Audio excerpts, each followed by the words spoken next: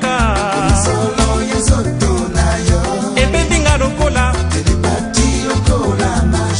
ata najalaki nde na ye pene na yo pesanga nde na ye.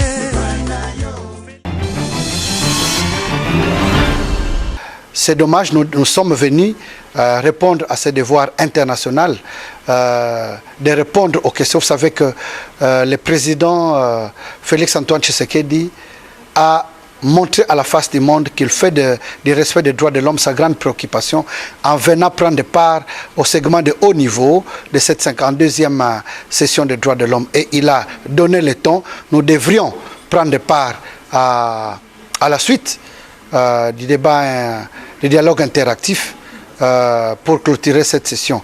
Mais étant donné qu'il y a eu remaniement et que lors du premier conseil des ministres, nous sommes tous tenus d'être présents, je viens d'être rappelé, mais cela ne détruit ou ne dérange rien, puisque nul n'est indispensable. Des hommes sont partis, mais la République démocratique du Congo reste. Du reste, Monsieur l'ambassadeur, son Excellence Monsieur l'ambassadeur est plénipotentiaire, il peut valablement représenter la République démocratique du Congo et communiquer pour le compte du gouvernement congolais.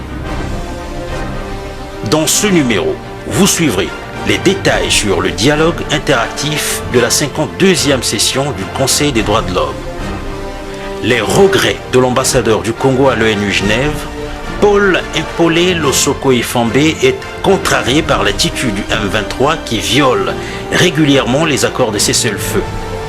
Je regrette que la délégation de Rwanda puisse nier cette évidence, alors que tout le monde le sait, on l'a même rappelé dans cette salle.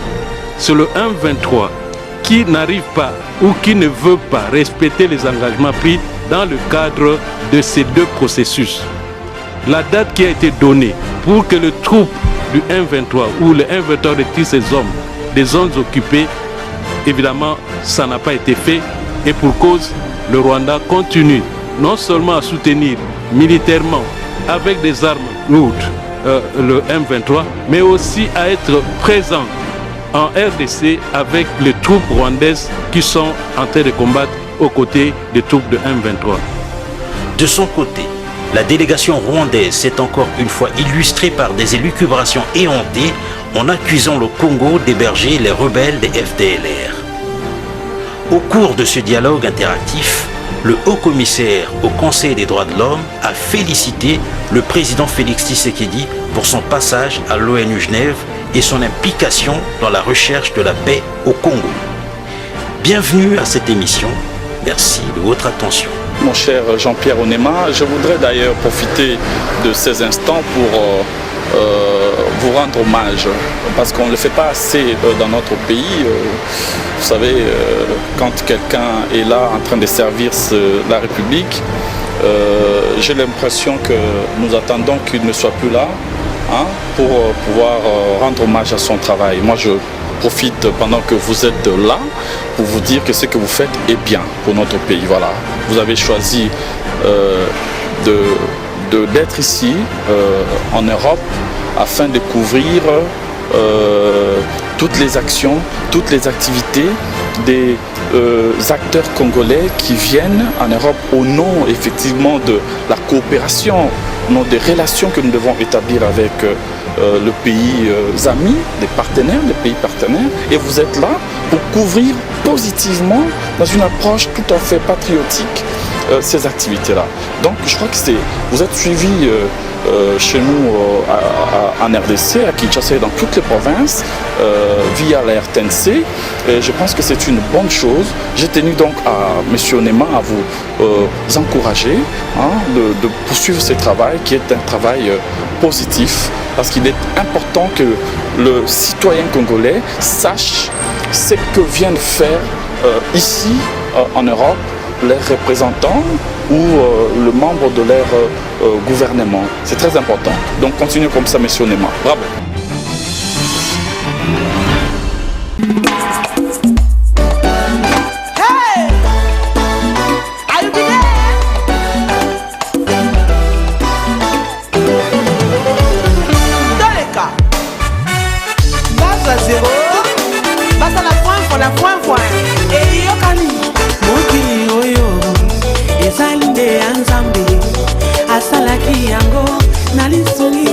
nyonso te atiaki nyonso mapata mpe minzoto asalaki moi mpe na sanza asali mabele zamba mpe na mai asali mpe moto po akoza bikelamu nyonso lelo oyo ekoma moto akoma kodomine moto koteka moninga mpo na kwanga motema ya moto ebongwani aponi na ye ekelamu nesika ya mokeli nzambe batekane molimbo mpo na bozwi ya sei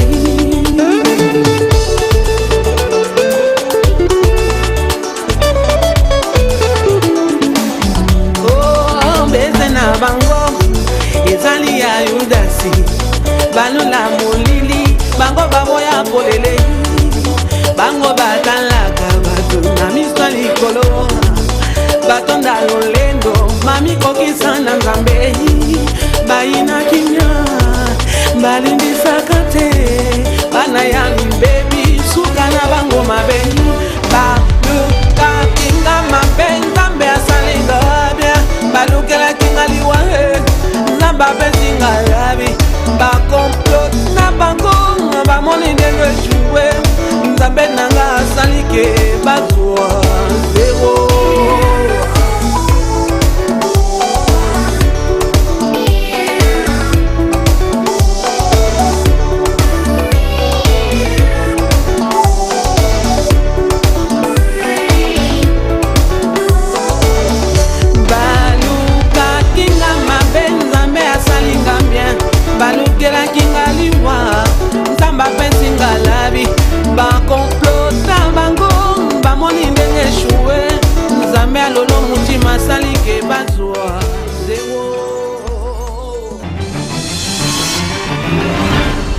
Monsieur le vice-président, mesdames et messieurs les panélistes, Excellences, je vais peut-être commencer avec une réflexion personnelle parce que la République démocratique du Congo est un pays très proche à mon cœur. Et c'est un pays où j'ai travaillé dans les années 97 pendant une période très difficile du pays, mais aussi je l'ai visité à plusieurs reprises pendant mon temps avec le Haut-Commissariat des Nations Unies pour les réfugiés et je dois dire que j'étais toujours frappé par la dynamique et l'énergie de la population, mais aussi par les défis, surtout dans les contextes de droits humains et je pense vraiment qu'on doit faire tout pour soutenir le peuple congolais pour faire face à ces défis. En raison des actes de violence perpétrés par de nombreux groupes armés, 6 millions de personnes sont déplacées à l'intérieur du pays, soit le plus important nombre des personnes déplacées internes du continent africain.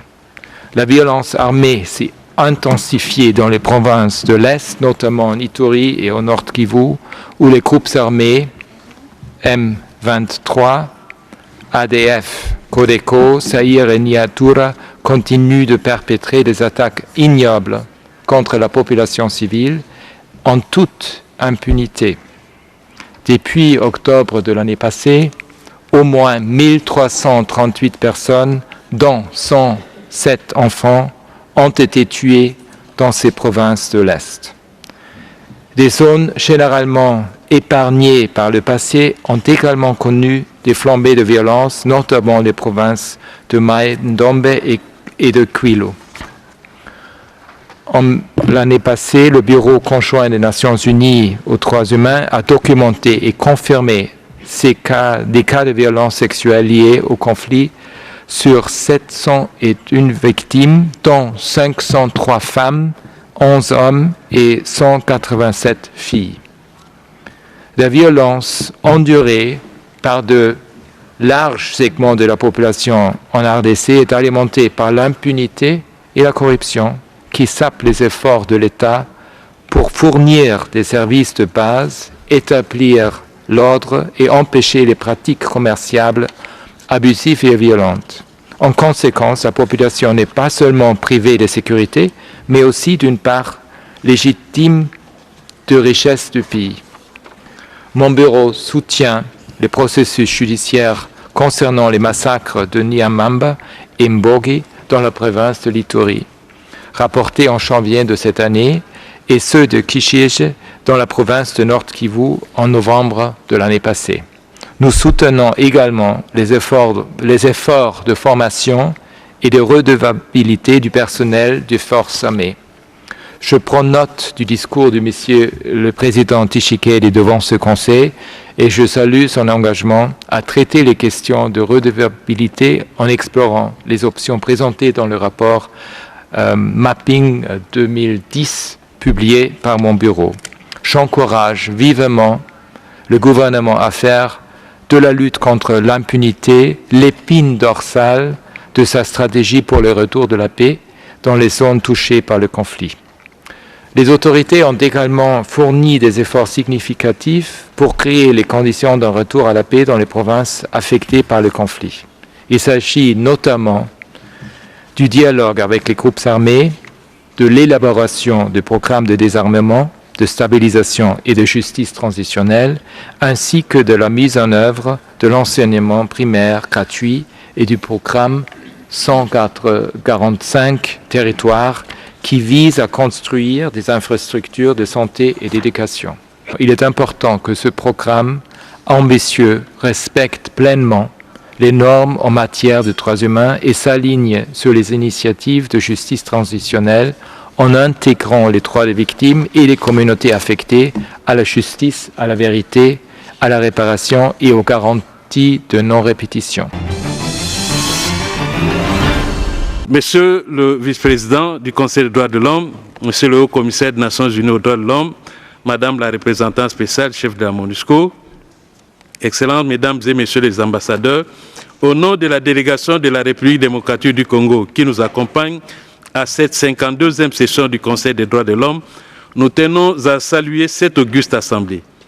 Sous l'impulsion de son Excellence, Monsieur le Président de la République, chef de l'État, son Excellence Félix-Antoine Tshisekedi Tshilombo et du gouvernement de la République, conduit par son Excellence Samalou Kondé, des efforts significatifs ont été entrepris pour honorer nos engagements internationaux en matière de droits de l'homme, les respecter, les promouvoir, les protéger et les mettre en œuvre sous toute l'étendue du territoire national.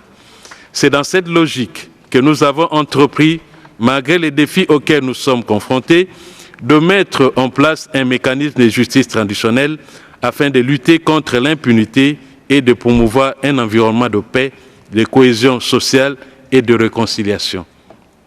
Monsieur le vice-président, Excellences, mesdames et messieurs les ambassadeurs, après le lancement des consultations populaires dans 9 provinces de la RDC, nous avons entrepris avec l'appui du Bureau conjoint des Nations Unies aux droits de l'homme, de la MONUSCO et l'équipe d'experts internationaux, la rédaction de notre politique nationale de justice transitionnelle.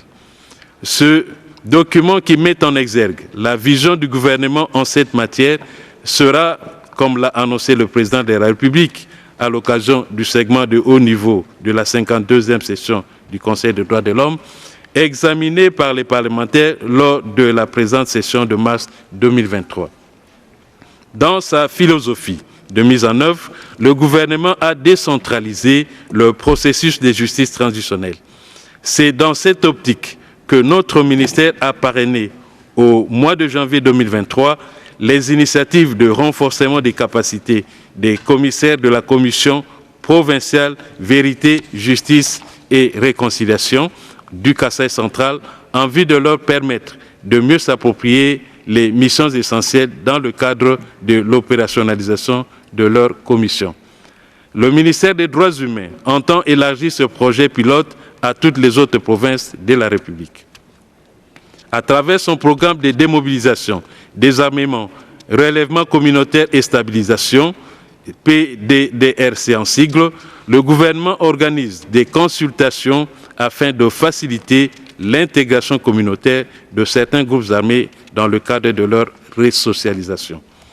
En ce qui concerne la lutte contre l'impunité, le gouvernement s'active sur 2 volets, dont l'un relatif à la production normative devant encadrer le processus de justice transitionnelle et l'autre relatif à l'institution des juridictions spécialisées afin d'y déférer les auteurs de graves violations des droits de l'homme.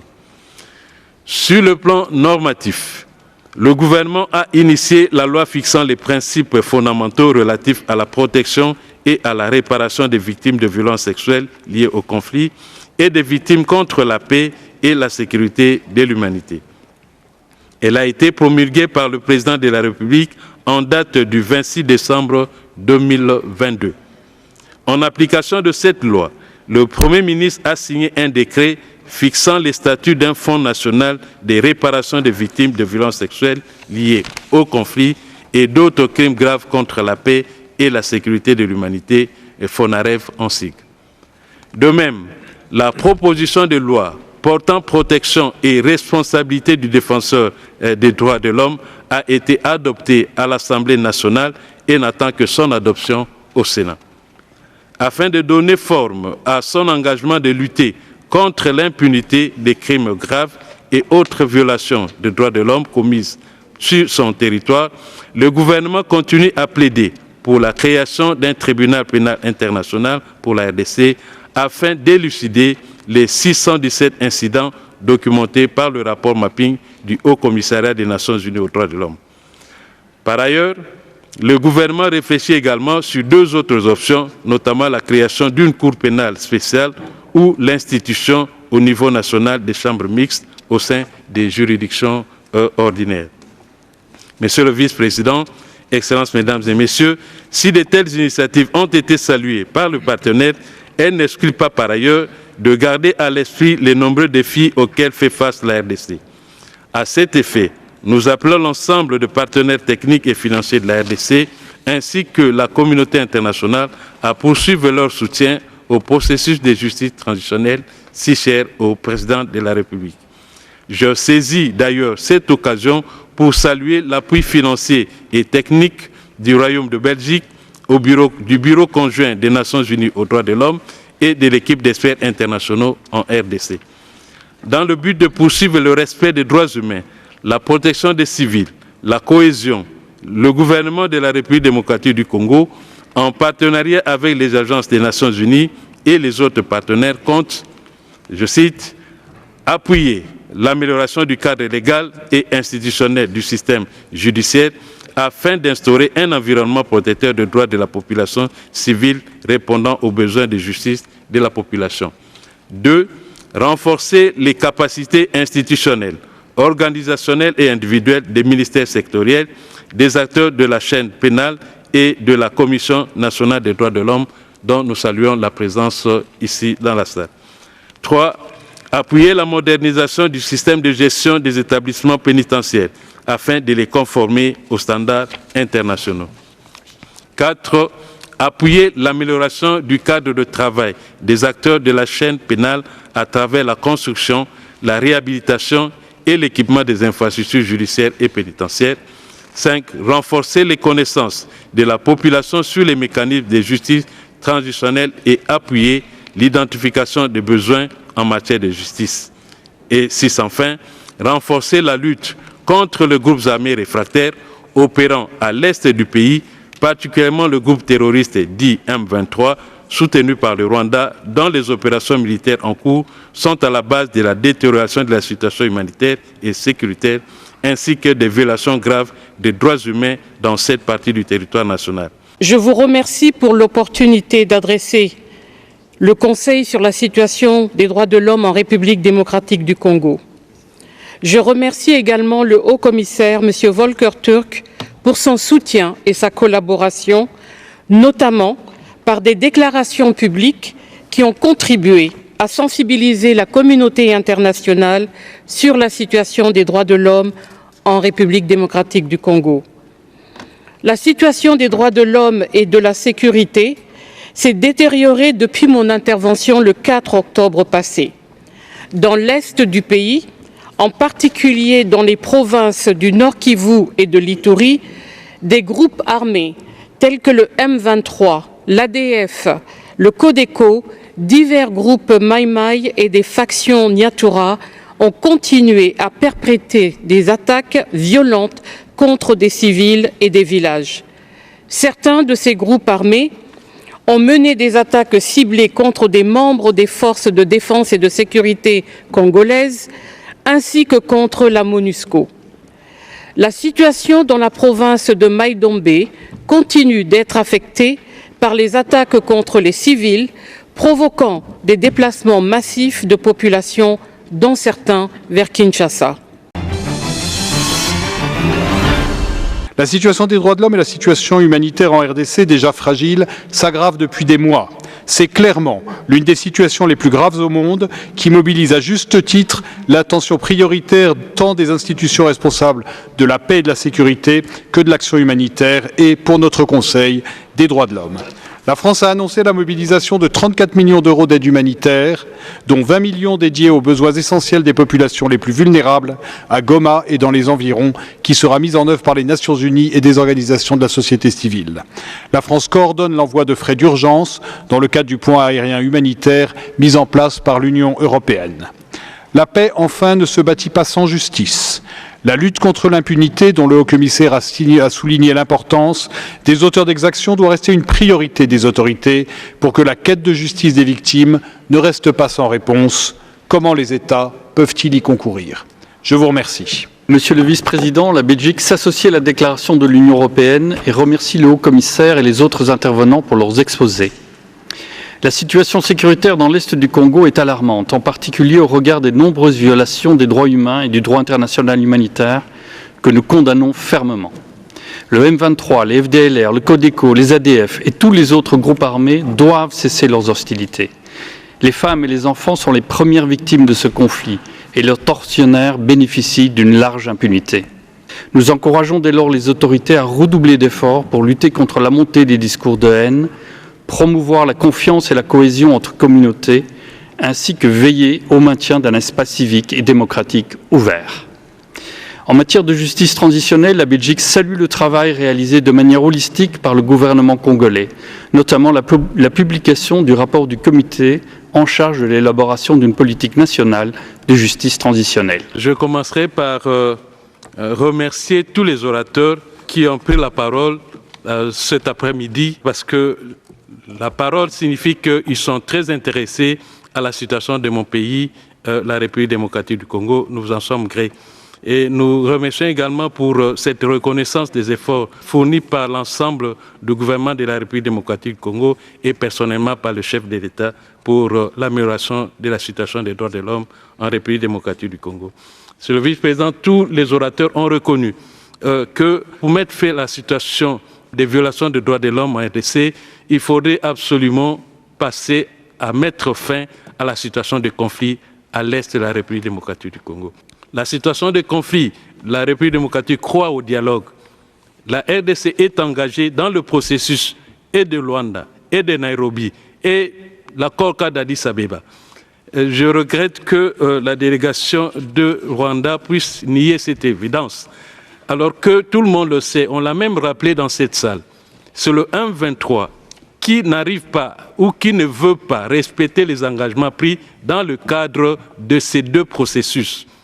La date qui a été donnée pour que les troupes du M23 ou le M23 retire ses hommes des zones occupées, évidemment, ça n'a pas été fait.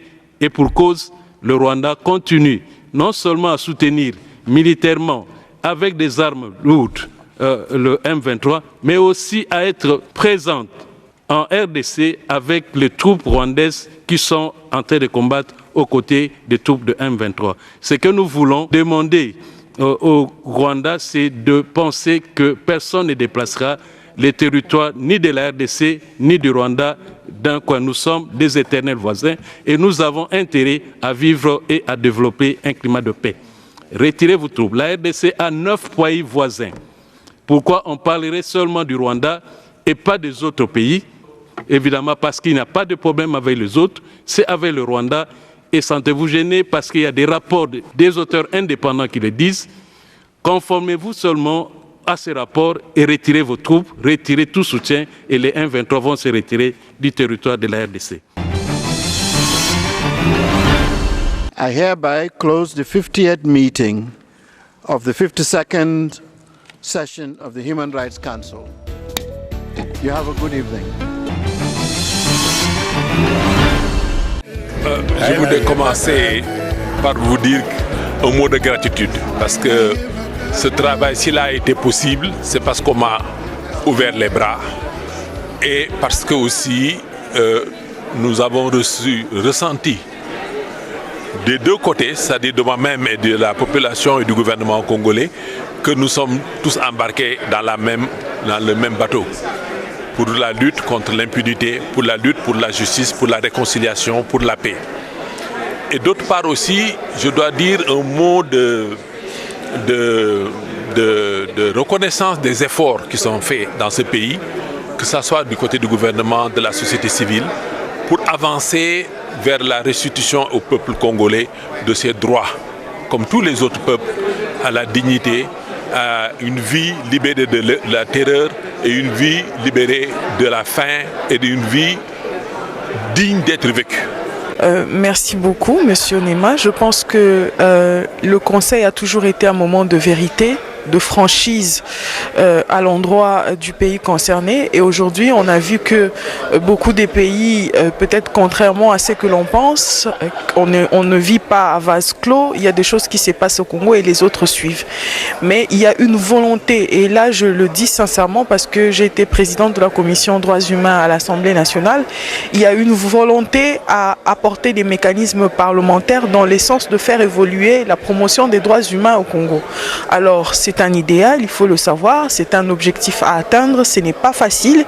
D'un côté, il y a des exactions qui continuent, mais il faut avouer que de l'autre côté, il y a des efforts vraiment qui sont faits du côté certainement des politiques, mais également de la société civile qui est très active, qui n'arrête pas d'alerter l'opinion par rapport à telle ou telle autre préoccupation. Et donc, vous avez vu aussi la réaction du Rwanda aujourd'hui, lorsque notre représentant a indexé du doigt le Rwanda par rapport à ces mauvaises pratiques à l'égard de nos concitoyens. Vous avez vu leur réponse, ils étaient à la défensive. Pour moi, c'est une attitude des coupables. C'est vraiment des coupables et dans ces forats, dans ces genres de forats, je pense qu'on ne doit pas arrêter, on doit pousser, on doit acculer l'adversaire, puisqu'il faut se le dire, aussi longtemps qu'il y aura des meurtres, des assassinats, des violences sexuelles, des viols, la question des droits humains sera toujours sur la table. J'aimerais rendre hommage et saluer le travail remarquable abattu par un digne fils de notre République, la République démocratique du Congo. Depuis plus de 25 ans, dans la grande abnégation, dans des difficultés, mais présent et abattant toujours un travail remarquable. Je parle de notre compatriote Jean-Pierre Onema, affecté à Genève, couvrant toutes les activités des différents ministères, des différents services qui vont en mission à Genève dans le cadre de la famille des Nations Unies. Il abat un travail vraiment appréciable et nous tenons à saluer, à l'encourager au nom de la République démocratique du Congo, au nom du gouvernement et au nom, puisque je suis un élu du peuple, au nom de la nation. Nous sommes reconnaissants pour ce qu'il fait et nous osons croire que sa récompense n'attendra pas qu'il meure, mais que déjà sur cette terre, il doit recevoir ce qu'il mérite. Merci beaucoup pour ce travail de qualité que vous abattez, parce que vous êtes les grands ambassadeurs de la radio-télévision nationale congolaise, la RTNC, et nous osons croire que dans les jours qui viennent, des conditions et les meilleures seront mises à votre disposition pour davantage améliorer les rendements, le travail, la qualité des images qui viennent de la Suisse et particulièrement de Genève dans la grande famille des Nations Unies. Merci beaucoup et que Dieu vous bénisse, M. Jean-Pierre Onema. Notre émission est en présent terminée. Merci de l'avoir suivi. Rendez-vous dimanche prochain pour un autre numéro.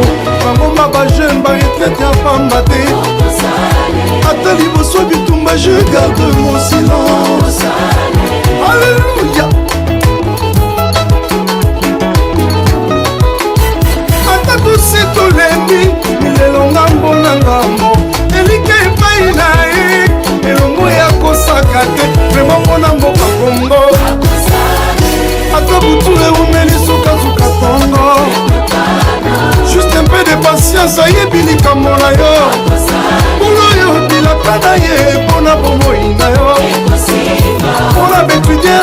na bandeko ya diaspora basi bakufela mibali na bana bitike mpona bamama ya gambela na baye ya zando na bosani te baoya kikolo na baya shikwanza